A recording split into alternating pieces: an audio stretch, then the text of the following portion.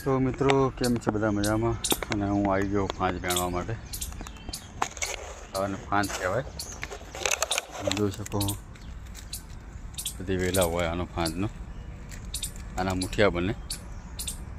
તો હું અત્યારે ફાંજ વેણી રહ્યો હું, તમને બતાવીશ આના મુઠિયા બને છે. એટલે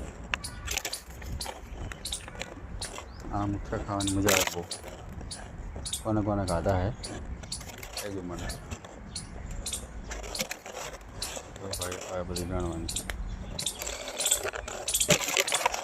એને ધોઈ નાખવાની,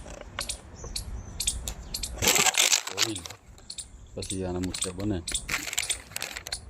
અને જે ખાવાની મજા આવે ને ભાઈ, જબ્બર મજા આવે ખાવાની.